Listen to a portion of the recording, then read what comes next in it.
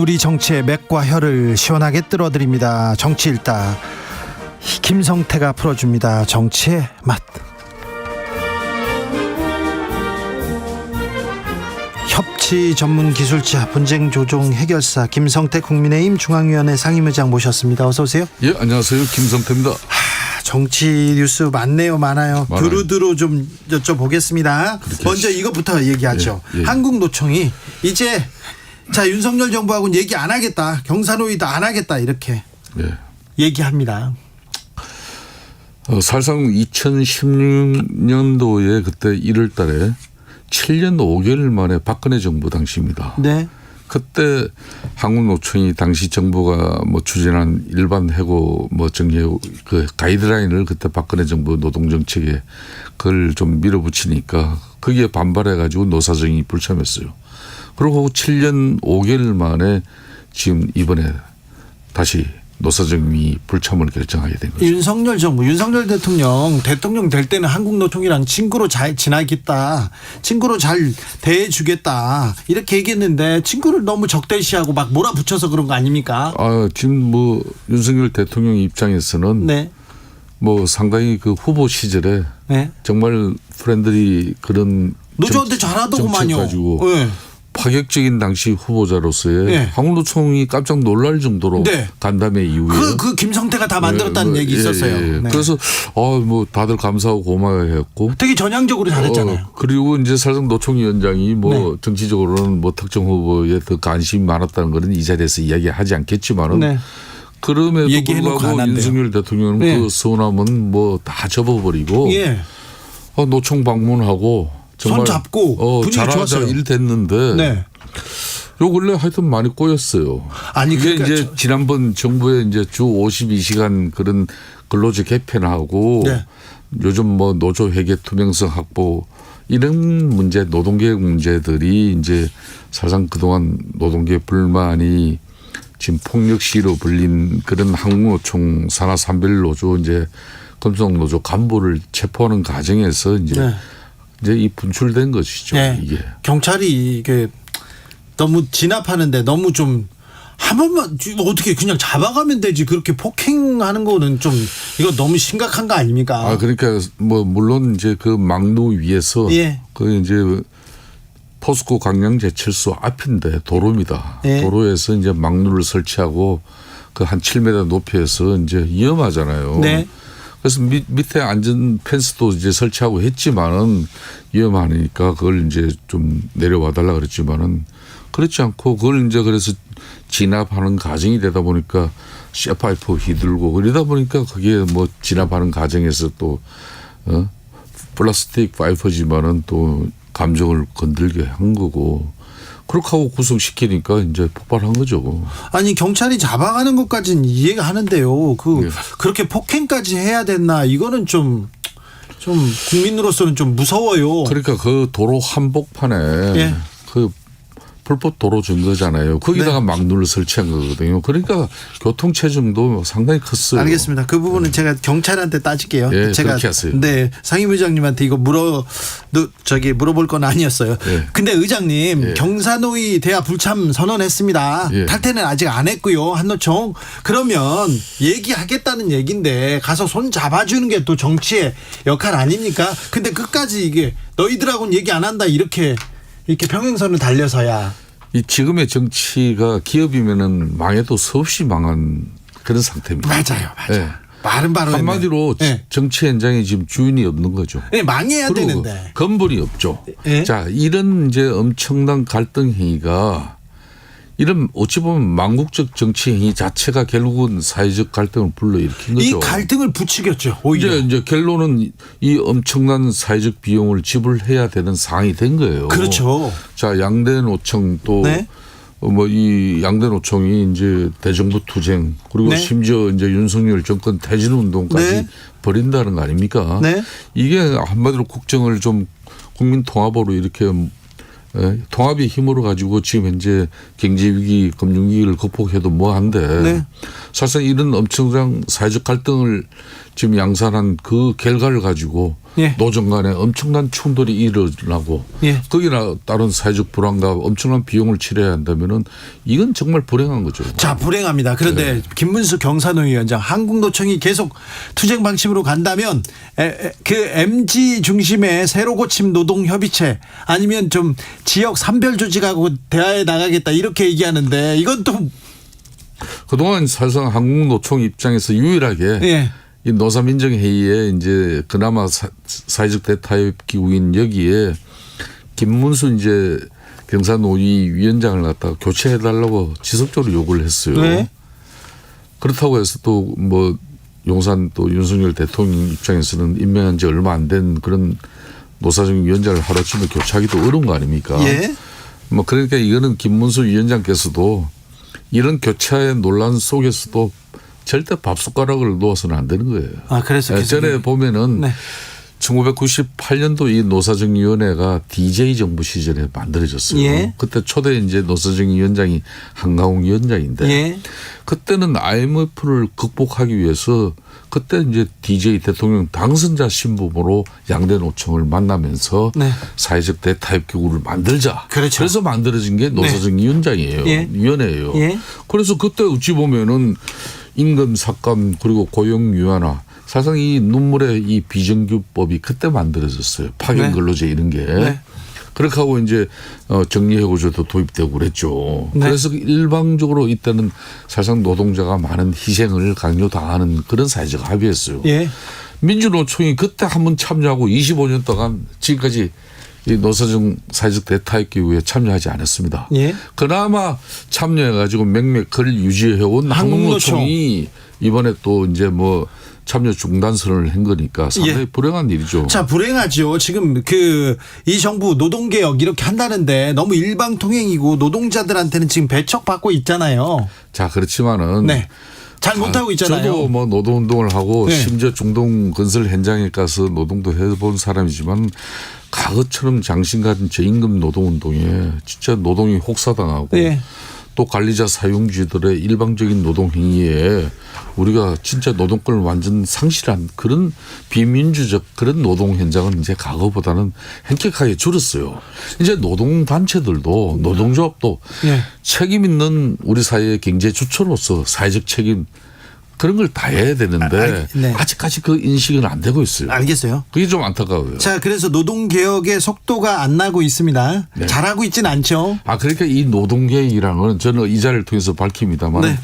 노동개혁은 사실상 좌파 이런 진보 진영 정권에서 네. 성공할 수 있는 게 노동개혁이에요. 예. 그러니까 제가 아까 1998년 DJ 정부 이야기 예. 그때 노동개혁이 성공했잖아요. 네. 노사정 사회적 대타협을 했고 예. 그런데 그때는 사실상 뭐 노동운동 입장에서도 네.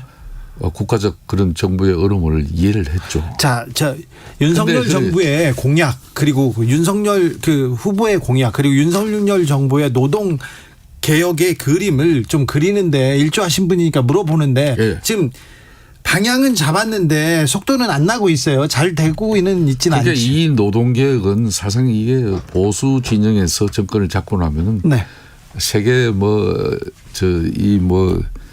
어느 국가든 쉽지가 않아요. 쉽지 않아요. 그 대신 좌파 진보 진영에서 잡았을 때 성공 확률이 높은 게 노동개혁인데 네. 지금 엄청난 저항이 이루어지고 있는 거예요. 그렇지만은 네. 저는 그렇다고 해서 지금 뭐 주 52시간 이런 노동시간제가 개편돼 가지고 근로가 계약되는 이런 거는 노동개혁이 아니에요. 알겠습니다. 점진적으로 더 노동개혁이 이루어져야 되기 때문에 다만 잘못된 노사 간행이라든지 네. 또 현장에서 건설 뭐 이런 노조 현장에서 잘못된 그런 타성은 이제 벗어 던지고 이제 노동단체 노동조합도 책임 있는 사회 주체로서 당당하게 써야죠. 알겠으니까 맨날 노조 책임만 얘기하지 말고요. 정부 책임, 정치인 책임도 좀. 그러니까.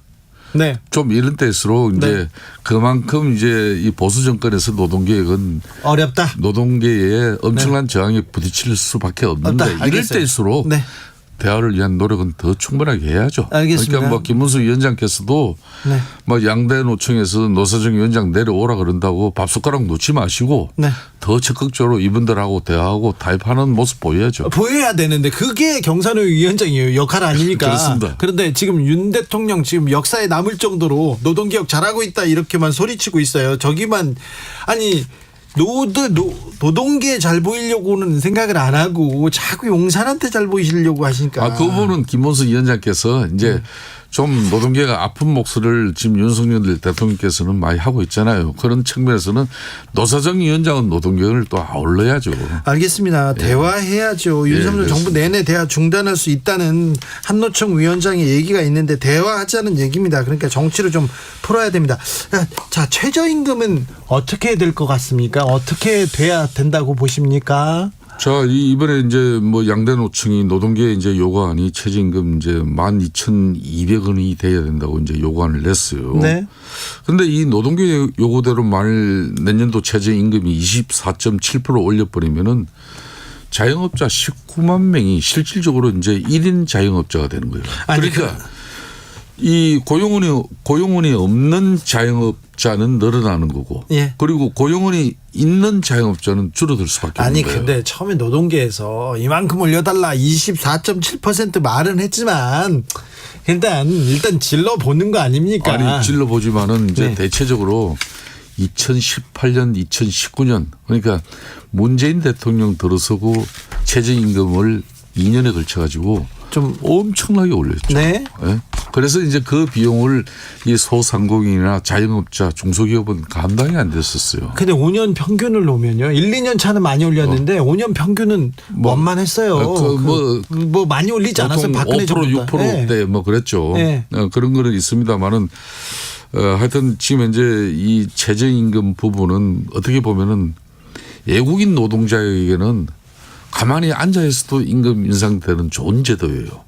이 대한민국 국내 근로기준법이 네. 외국인 노동자에게 네. 차별을 적용하지 않아요. 예. 그러니까 동등하게 적용하니까 네.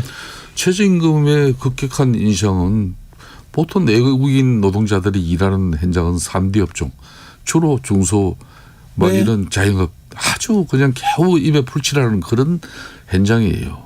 그러면 이 중소상공인들, 이 자영업자들이 감당이 안 되는 거죠. 그러니까 이런 부분 지금 사실 물가 많이 오르고 금리도 많이 오르고 뭐 세상 물가 안 오르는 게 어디 있습니까? 당연히 최저임금 대상자들 실질 임금 확보를 위해서 정부에서도 적극적인 협조를 해야 되는 거죠. 그렇지만은 또 기업들의 양고충도 있는 만큼 양대 노총이 최저임금 계층의 실질적인 임금 상승이나 또 가정경제를 위해서는 좀 대기업 정규직 중심의 이런 고임금 고복지 체제를 조금 양보하면서 협력 하청 회사가 조금 뭐 임금이라든지 근로조건 개선에 좀 도움이 될 수 있는 그런 노동운동이 필요해요 지금은. 알겠습니다. 그 결국은 또 노동계 또 잘해라 노동운동의 필요성 얘기하는데요. 저기 의장님 윤석열 정부는요 너무 사장님들만 챙기려는 것 같아요. 저는 윤석열 대통령께서 윤석열 정부가 가장 경계해야 될 부분이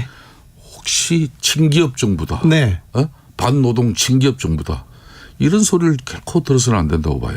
그런데 지금 그렇지 않아요. 그런데 이제 기업들 아무래도 좀 규제를 완화해주고, 세금도 깎아주고, 뭐 기업들이 그동안 뭐 좀 과도한 노사 관계 때문에 산업 현장이나 건설 현장이 불필요한 비용이 이렇게 부담이 많이 증대돼 가지고 그 비용 부담이 결국은 뭐 생산 제품이라든지 또 건설 현장의 아파트 그런 건설 비용으로 다 이게 늘어나는 거거든요. 이게 결국은 국민들 부담 증가로 가는 거예요. 그런 측면에서 이제 좀 그런 폐해를 좀 바로잡는 그런 단계지 이걸 기존에 뭐 노동운동을 우리가 뭐 악화시키고 또 노동운동을 뭐 이런 부당노동 행위가 만연하는 그런 기업들 사용주들 그런 거 그냥 뭐 어찌 보면은 다시 옛날처럼 되돌리는 그런 건 아니죠. 자 윤석열 정부에서 노조와 이렇게 노조를 적대시한다 이런 비판이 있다. 뭐 노동 개혁을 하는데 노조와 지금 충돌이 불가피하다 이렇게 말씀하시는데요. 그 얘기와 더불어 시민단체 때리기 시작했다 이런 얘기도 나옵니다. 이 부분은 이 지적은 어떻게 생각하십니까? 이제 시민사회단체 같은 경우도 이제 미국 같은 경우도 그렇습니다. 이 시민사회단체가 특히 국고나 연방정부에서 또 지원을 하는 그런 여러 가지 국고 보조금에 대해서는 사용 용처가 명확합니다. 네. 그 국가의 사무에 해야죠, 그거는. 또 국민의 어떤 그런 사회적 어떤 편익을 위해서 이런 시민사회 지원은 필요하다. 그런 게 법적으로 보호되고 있어요. 예. 그렇지 않은 경우는 흔히 말하는 정치적으로 선심성으로 지불되어지는 그런 사회단체 국고 보조금 지원 행태는 거의 없어요. 그렇기 때문에 지금 그동안 이제 느슨하게 주로 국고 보조금이나 뭐 이런 지방자치단체에서 지원한 그런 보조금들이 목적 사업 외의 용도로 시 내지는 뭐 어떤 집회 뭐 이런 뭐 교통방해 행위 이런 데 막 쓰여지면은 이거는 맞지 않다는 거죠. 네. 그런 차원이지 뭐 정말 올바른 시민사회 운동을 이걸 제어해서는 민주주의가 후퇴하는 일이죠. 그렇죠. 그럼요. 그러면 안 됩니다. 저는 그렇게 봅니다. 예. 그렇게 생각 안 하시는 분들이 많은 것 같아가지고. 네. 자, 정치권 얘기도 좀 물어보겠습니다. 이번 주에는 민주당에서 사건 사고가 많았어요. 예. 네, 어떻게 보셨습니까? 아무래도 이재명 대표가 이제 내년 총선을 앞두고 이제 민주당 내에 이제 쉽게 말하면 여러 가지 핵심 방안을 만드는 그런 주체를 한 사람 세운다고 세웠는데. 그렇죠. 갑자기 혁신위원장을 이렇게. 이게 뭐 아닌 말로 민주당 내에 지도부 그런 뭐 세부적인 구체적인 논의도 없이 어느 날 뜬금없이 결정했다는 거 아니에요. 네. 그리고 해필이면 그 결정한 사람이 뭐 국민적 명망도도 높고 또 민주당 내에서 다 그래도 웬만큼 인정할 수 있는 그런 인사였다면은 문제가 없을 건데 당장 이 6월은 보훈의 달인데 거기에 엄청난 과거의 망언도 있었고 또 그런 천안함 사건에 대한 입장뿐만 아니라 여러 가지 한미관계뿐만 아니라 참 너무 좌파 내지는 종북주의적 어떤 그런 사고를 같이 물을 해필이면은 뭐 그 핵실의 모든 걸 정권을 위임하려고 한 거예요. 그러니까 엄청난 내부 반발이 생긴 거고 그러니까 제가 바람컨대 이재명 대표 입장에서는 내년 총선의 그립을 너무 세게 지려고 하면 안 되는 거예요. 그러면 어느 정당이든 실패할 수밖에 없는 겁니다. 그렇습니까? 저는 그리 봅니다. 이런 것도 그립을 너무 세게 잡으려고 그러다 보니까 그런 사람을 찾다 보니까 그런 분을 또 잠시나마 내정했던 거예요. 네. 자, 그러면 이제 이 위기에는 그래서 이재명 리더십의 위기까지 지금 오고 있습니다. 예. 지금 당 내에서도 비판을 받고 있는데 어찌 헤쳐나가리라고 보십니까? 본인은 이제 뭐 이 대표 리더십 자체에도 뭐 이번엔 상처를 입으면서도 네. 무한 책임을 지겠다 이렇게 말씀을 했죠. 네.